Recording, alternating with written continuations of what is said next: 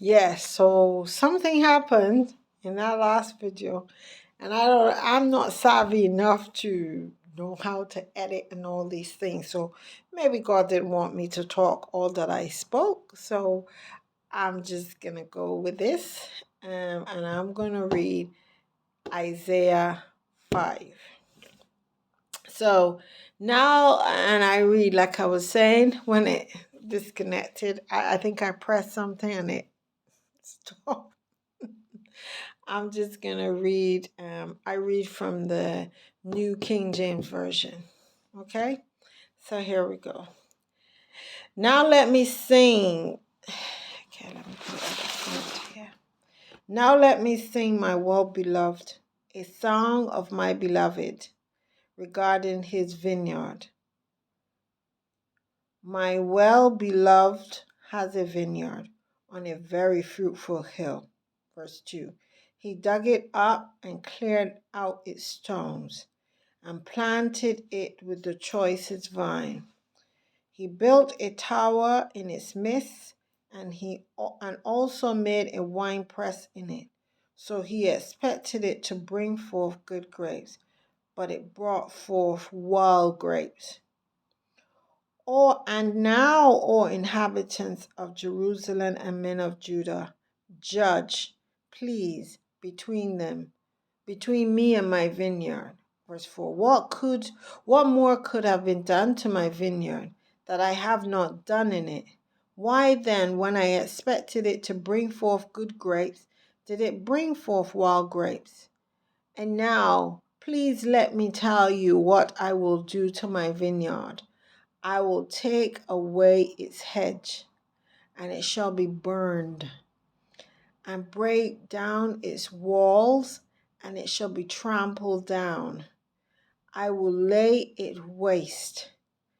It shall not be pruned or dug, but there shall come up briars and thorns.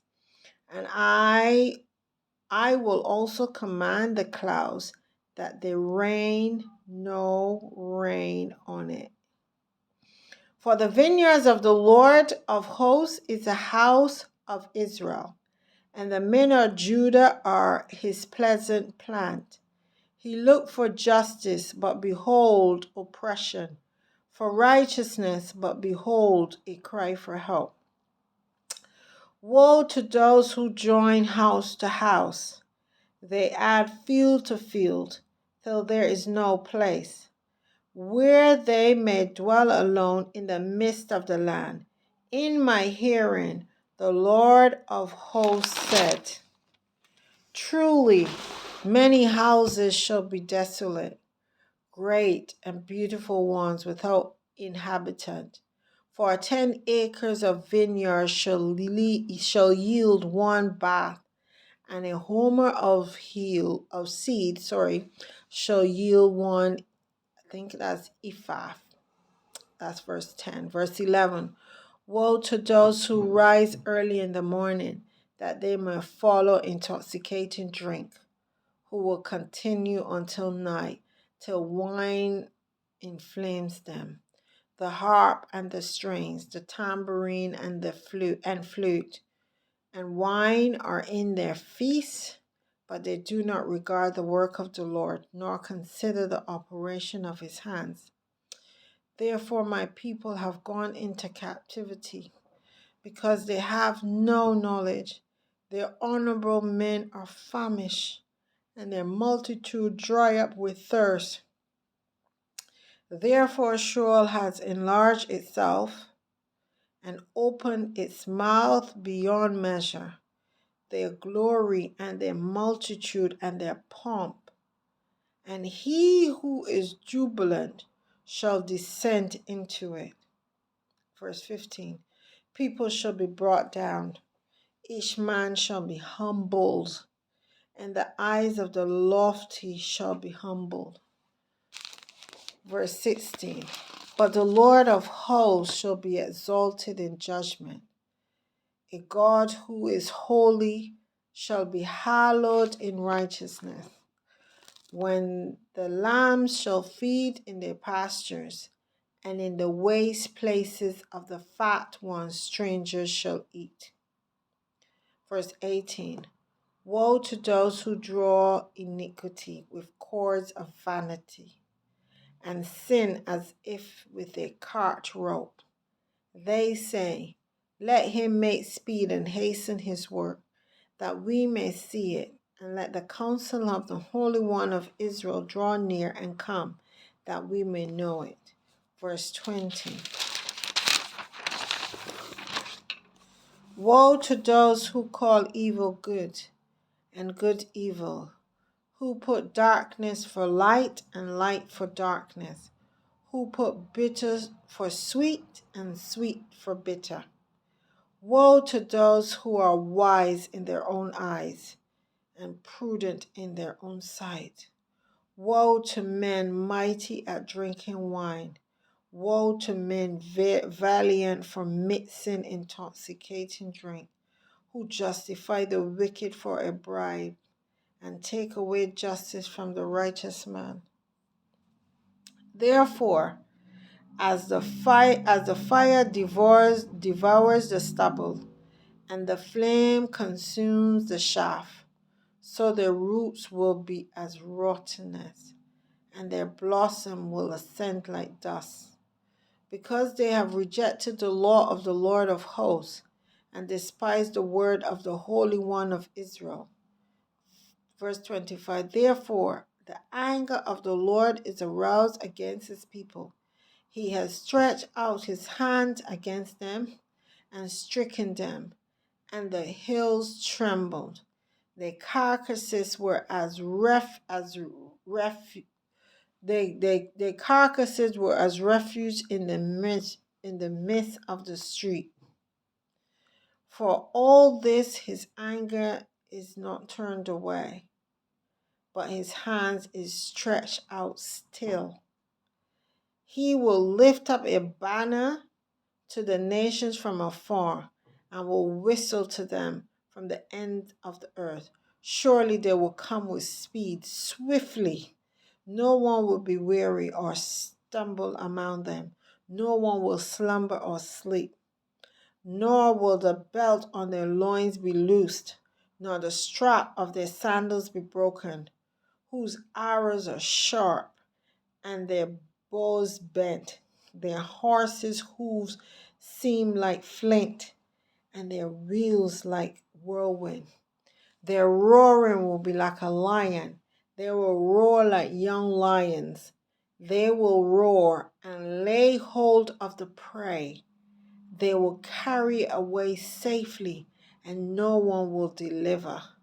In that day they will roar against them like the roaring of the sea. And if one looks to the land, behold, darkness and sorrow, and the light is darkened by the clouds. And this chapter, according to the New King James, was called God's Disappointing Vineyard. Verse 6. Wow, this is powerful. This is so powerful.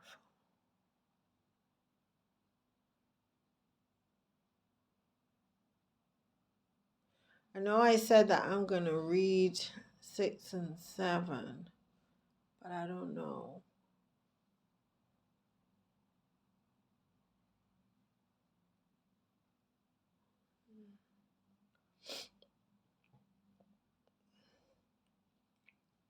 I'll read 6 tomorrow, I'll read 7.